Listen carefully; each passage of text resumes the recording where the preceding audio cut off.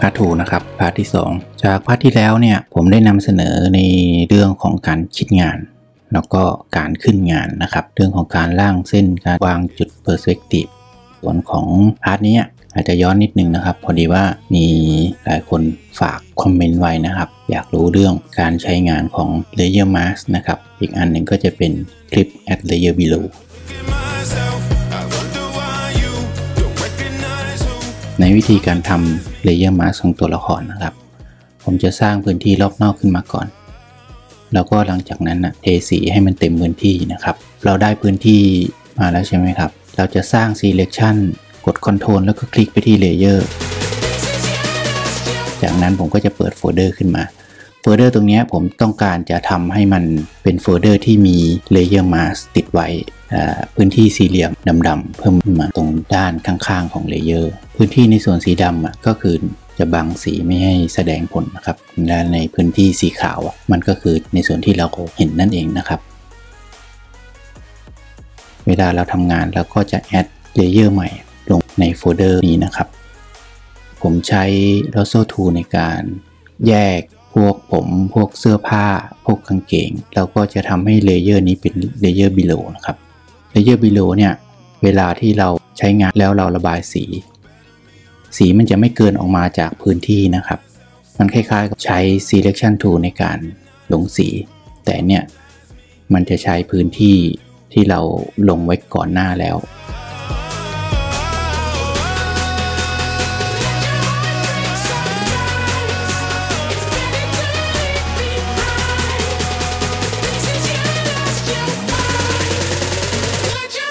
Layer Mask นะครับเราก็สามารถที่ลบมันได้หรือเพิ่มพื้นที่การบังหรือว่าลดพื้นที่ของ Layer Mask ได้อีกนะครับ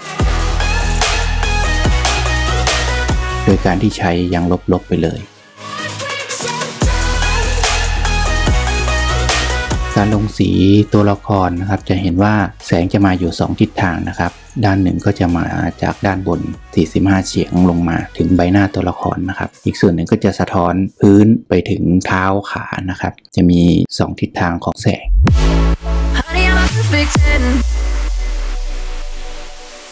What does perfect even mean? Is there even such a thing? Oh, can we switch up all the rules and imagine a utopia? Darling, I'm just so fed up with these expectations. They keep weighing me down. My heart is begging me to get the hell out of my head. I'm gonna live inside the upside down for a minute and pretend. Honey, I'm a perfect 10. Whoa, whoa. Honey, I'm a perfect 10. Whoa, whoa. And if I say it enough, it gets ingrained in my head, and I start to see. Honey, I'm a perfect 10. Honey, I'm a perfect 10. อีกเทคนิคหนึ่งนะเป็นเทคนิคที่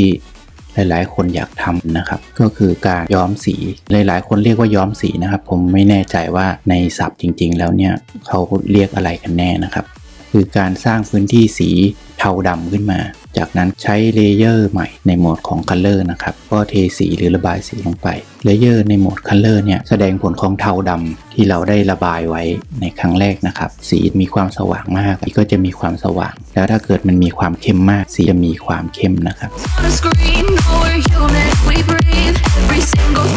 เวลาผมทำผมก็จะเทสีไปก่อนครับแล้วก็ค่อยไปปรับตรง Hues นะครับ Saturation แล้วก็ Luminosity นะครับ Hues เนี่ยจะเป็นการเปลี่ยนสีไปเลยจากสีแดงเป็นสีเขียวสีฟ้าอะไรอย่างเงี้ยครับแล้วก็ Saturation นะครับก็จะเพิ่มความสดหรือว่าลดความสดของสีนั้นๆส่วน Luminosity นะครับจะเพิ่มความสว่างหรือความเข้มของสี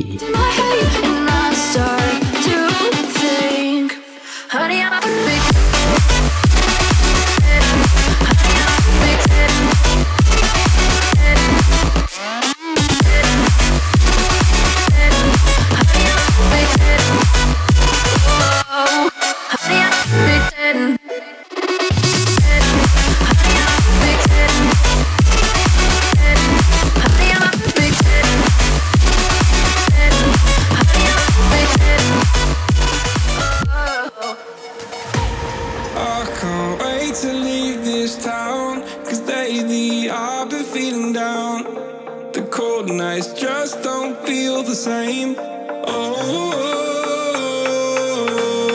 Back my life inside a car, hit the button, drive real far, but that record only like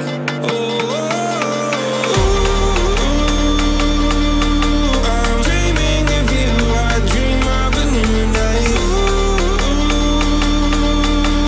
Fight in the dark till we see the sunlight. My love, it's you and I. Close, close, who could light this fire? So reach for the stars, 'cause we're aiming high.